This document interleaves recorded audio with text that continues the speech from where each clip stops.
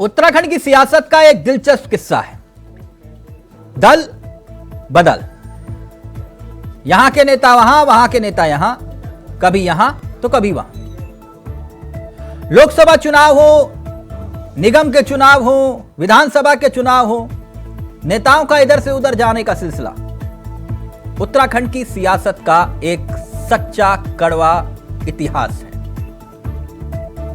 BJP के बड़े नेता अब कहते हुए नजर आ रहे हैं कि कांग्रेस के कई वरिष्ठ नेता उनके संपर्क में हैं और जल्द ही कांग्रेस की नीतियों से खफा होकर वो बीजेपी में शामिल हो सकते हैं। उत्तराखंड में जिस तरह से कांग्रेस नेताओं की बयानबाजी हो रही है, उसको देखते हुए बीजेपी नेताओं के ये बयान अगर सच साबित हुए तो उत्तराखंड की सियासत में एक बार फिर से तूफान आएगा। लेकिन क्या वाकई ऐसा होगा?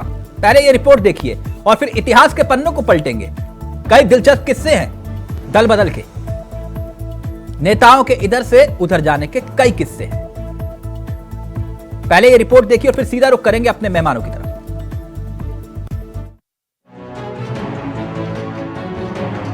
उत्तराखंड का मौसम और चुनावी माहौल दोनों राज्य की परिस्थितियों और परिवेश के एकदम विपरीत नजर आ रहा है। प्रदेश में निकाय चुनाव और लोकसभा चुनाव की बिसात अभी से बीचने लगी है।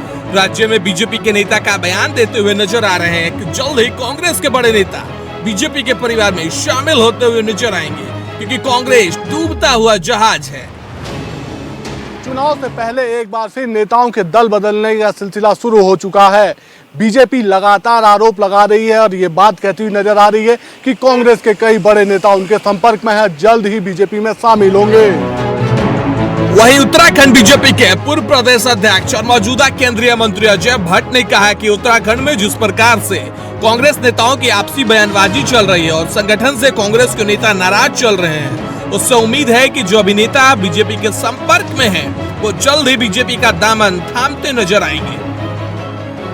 पार्टियों में कौन आ रहा कौन जा रहा ये तो मेरा काम भी नहीं है, ये हमारे प्रदेश अध्यक्ष जी देख रहे हैं और जो एक कमेटी बनाई है वो देख रही है। लेकिन भले लोग जो हैं, अच्छे लोग जो हैं, अधिकांश लोग आज भारतीय जनता पार्टी की तरफ आना चाह रहे हैं। केंद्र में भी आप देखिए, कई लोग तो राज्यपाल बने, कई लोग केंद्रीय मंत्रिमंडल में भी आए, कई लोग आज अच्छे पदों पर भी हैं। तो इस समय भारतीय जनता पार्टी वास्तव में सही माने में जो राजनीतिक पार्टी होनी चाहिए, जाति धर्म वर्ग क्षेत्र पंथ से ऊपर काम करने वाली, वो काम आज मोदी जी के नेतृत्व में, नड्डा जी के नेतृत्व में हो रहा है। इसलिए काफ़ी लोग इस समय मिलते भी हैं, आते भी हैं, जाते भी हैं। जो आएंगे देखा जाएगा। अच्छे लोग आए तो उसमें कोई ऐसी बात भी नहीं, पार्टी ने कभी दरवाजे किसी के लिए बंद नहीं किए हैं। वहीं एक तरफ बीजेपी के पदाधिकारी और वरिष्ठ नेताओं ने इन बयानों का समर्थन किया, तो वहीं दूसरी तरफ इन बयानों को कांग्रेस बीजेपी का चुनावी एजेंडा करार दे रही है।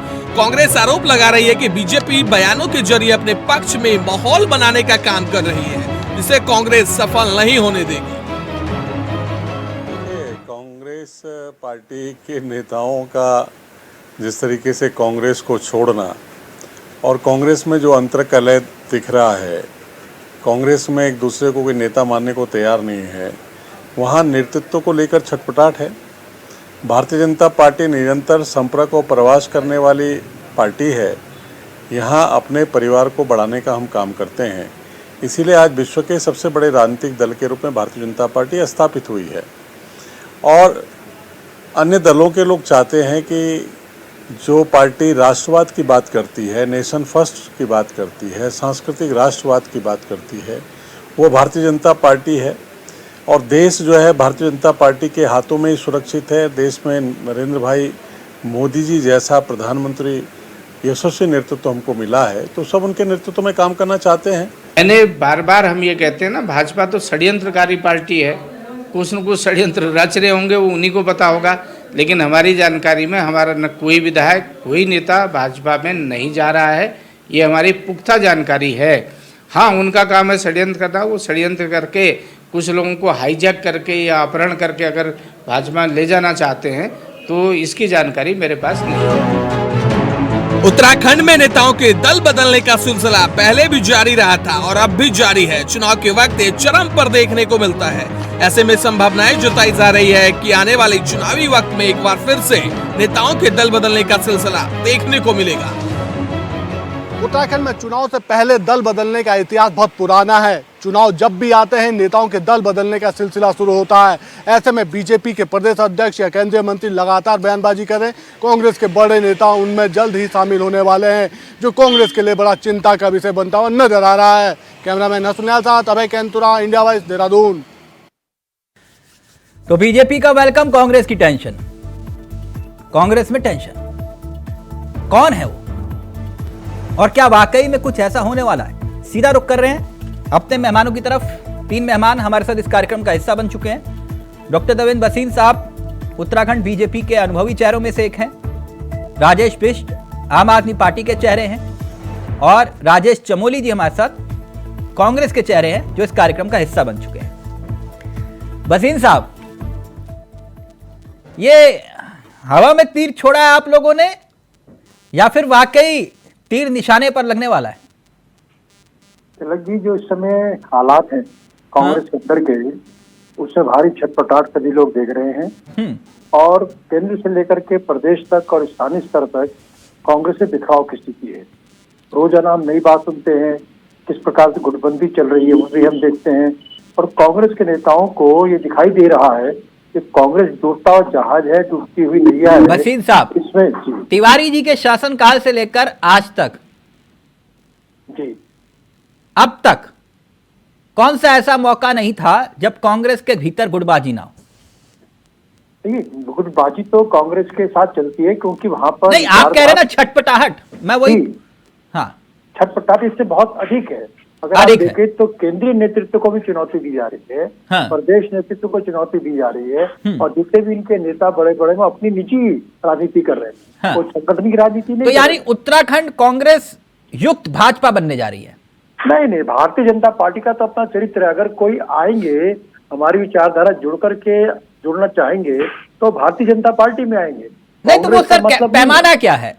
क्योंकि देखिए, मैं अजय भट्ट जी के बयान को इसलिए गंभीरता से ले रहा हूं क्योंकि जब उत्तराखंड का सबसे बड़ा सियासी घटनाक्रम हुआ था, अगर मैं सही हूं, तब उस वक्त नेता प्रतिपक्ष और प्रदेश अध्यक्ष दोनों की भूमिका में वही थे। मैं जानता हूं, लेकिन उनकी भूमिका क्या थी वो मैं उसमें नहीं जा रहा, और किनकी भूमिका क्या थी वो भी मैं जानता हूं, लेकिन उस वक्त वो एक महत्वपूर्ण पद पर थे, तो इसलिए मैं उनकी बात को गंभीरता से ले रहा हूं। नहीं, इनकी बात गंभीरता से ले रहे हैं, बिल्कुल ठीक कह रहे हैं आप। वर्तमान में केंद्रीय मंत्री हैं और हमारे प्रदेश अध्यक्ष भी रहे हैं और दूसरी ओर हमारे प्रदेश अध्यक्ष श्री महेंद्र भट्ट ने भी इस बार में संकेत किए हैं।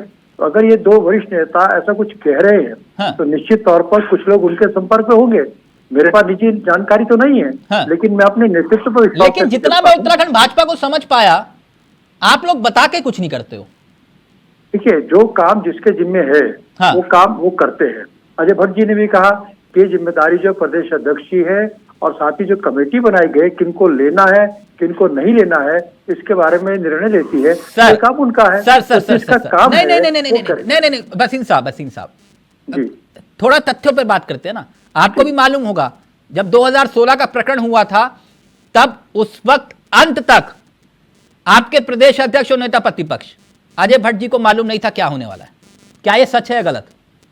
एक ऐसा है कि अंदर कुछ हो रहा होगा तो इनकी जानकारी में निश्चित होगा। नहीं सर, आप घुमा गए मुझे, आप मुझे घुमा गए।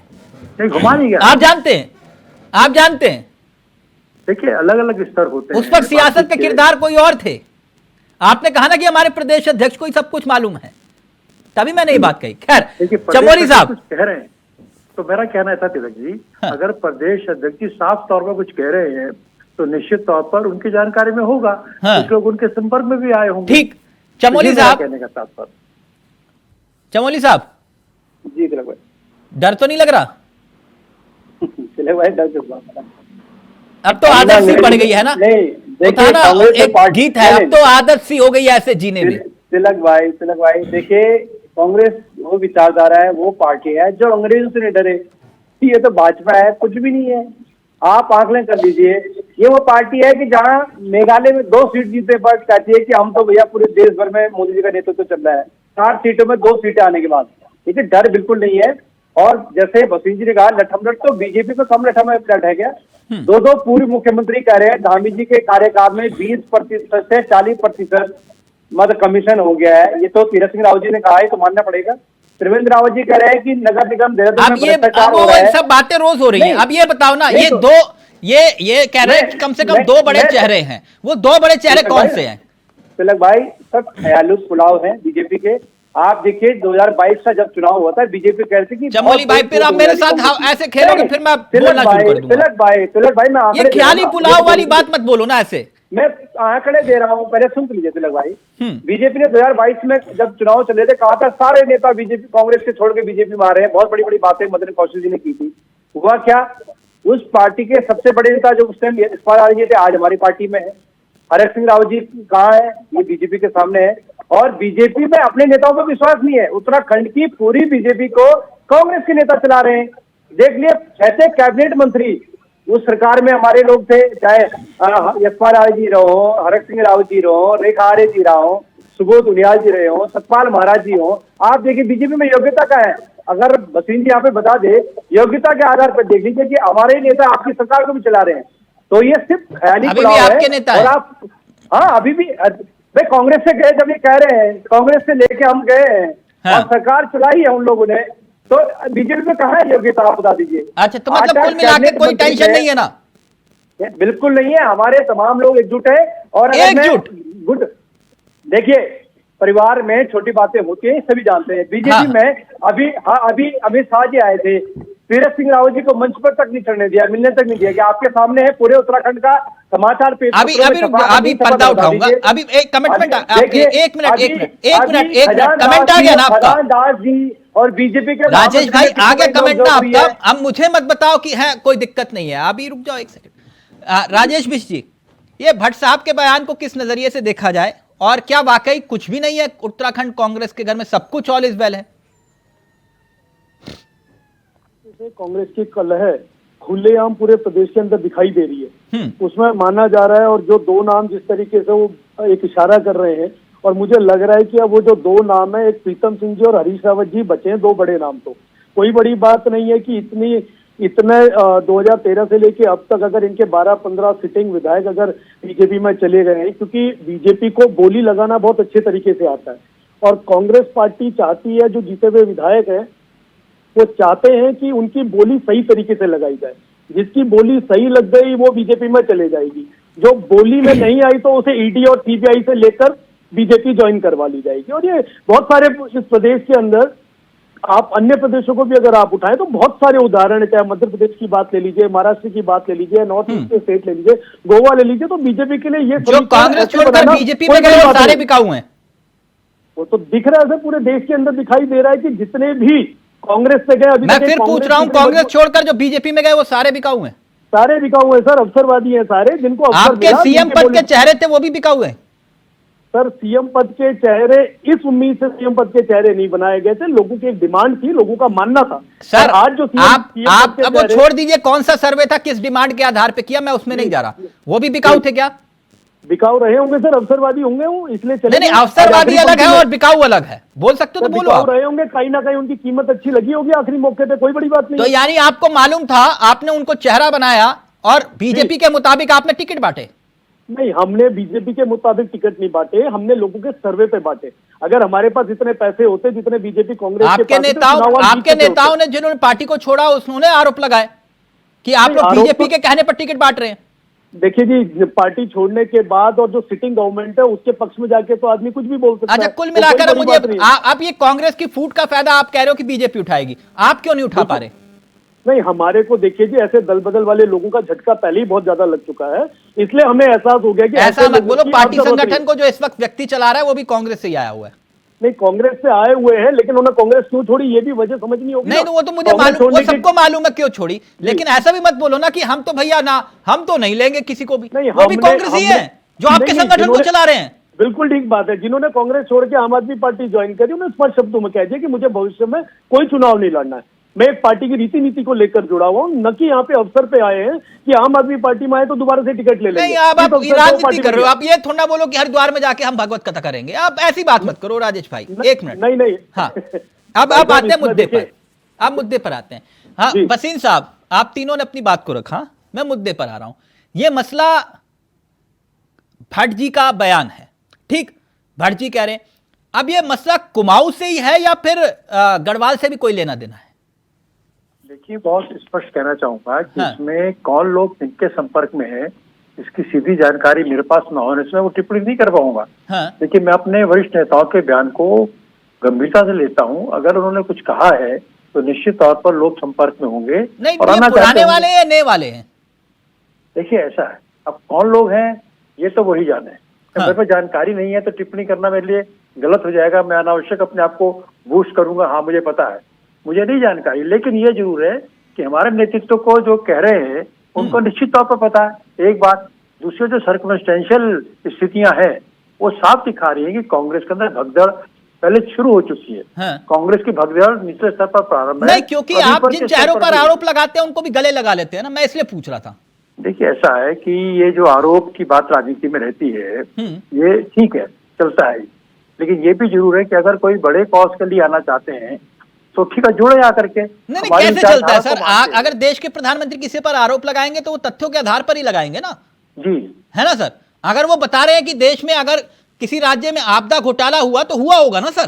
जी बिल्कुल ठीक। किसी व्यक्ति ने स्कूटर के नंबर दिए होंगे तो किसी व्यक्ति ने दिए होंगे ना सर, नाम लेकर अगर आप बता रहे हैं तो वो व्यक्ति आरोपी होगा ना सर, जी जी, है ना सर?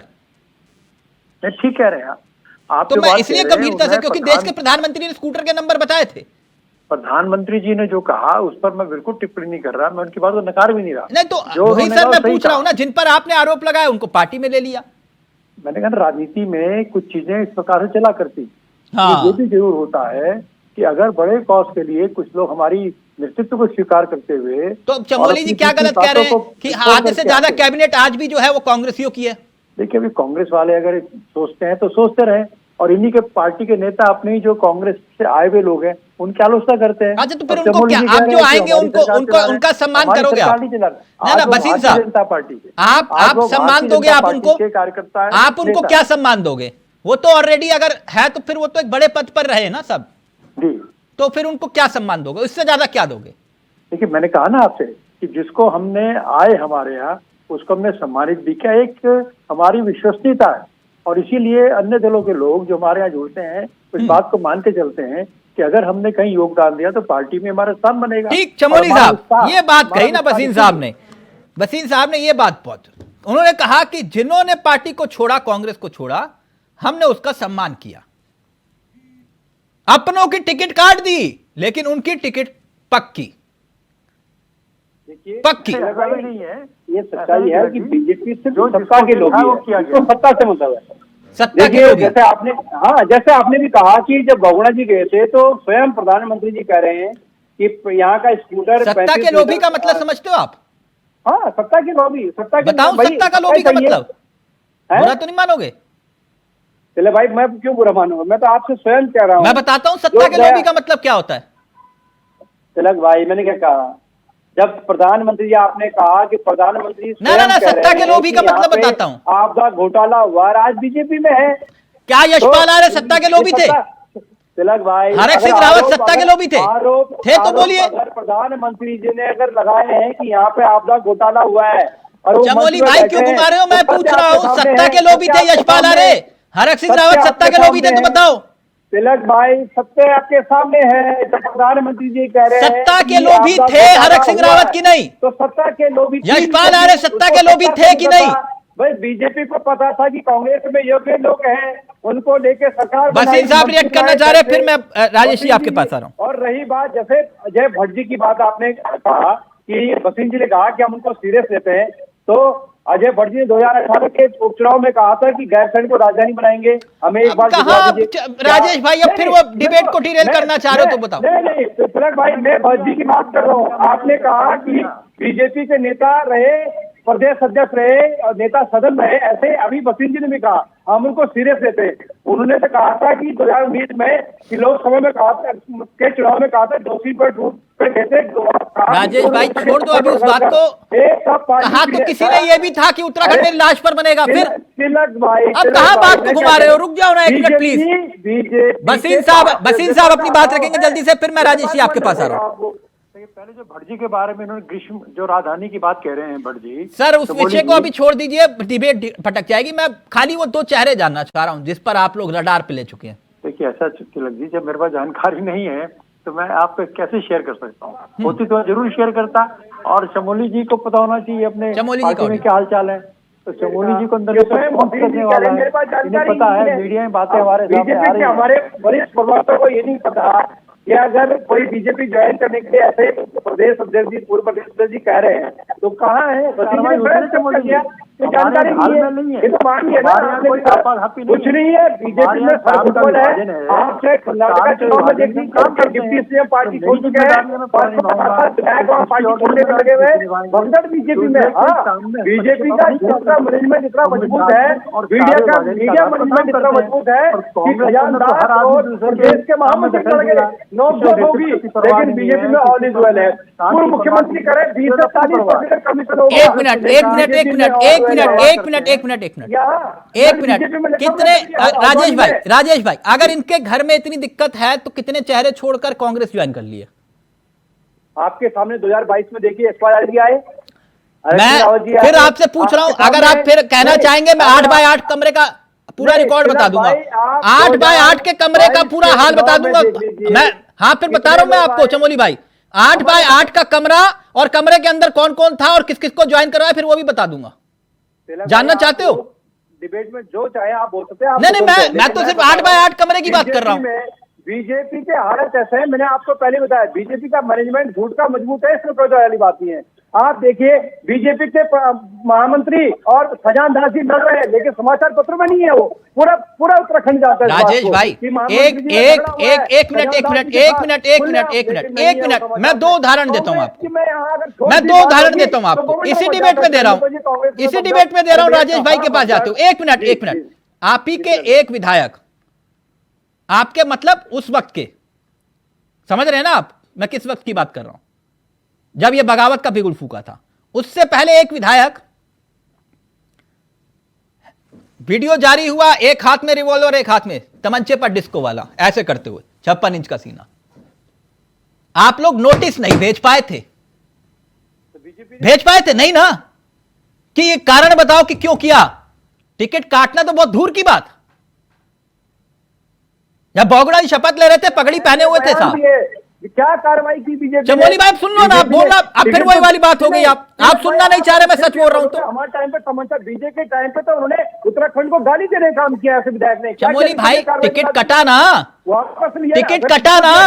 टिकट कटा कि नहीं कटा? टिकट किसको दिया? आप तो नोटिस जारी नहीं कर पाए थे। नहीं, आप टिकट किसको दिया? चमोली भाई अब फिर वही वाली बात आ जाती है। एक मिनट बिश जी, एक मिनट राजेश बिश जी, अच्छा आपका आकलन क्या कहता है, वो कौन से दो चेहरे हैं जिस पर बीजेपी डोरे डाल रही है?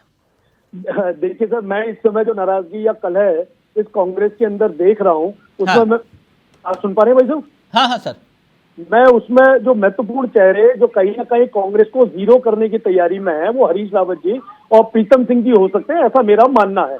नहीं, हरीश रावत जी क्यों जाएंगे? अब कहाँ? कांग्रेस से टिकट नहीं मिल रहा है ना, लोकसभा का हरिद्वार से टिकट नहीं। ना राजेश भाई, ना हरीश रावत तो तब भी नहीं गए थे जब 15 गिनती के मुझे गिनाए थे, बोले आप गिन लो तिलक भाई, 15 गिने थे मैंने उंगलियों पर, तब भी नहीं गए, लोकसभा भाई साहब, उनका लोकसभा का आखिरी चुनाव है ये।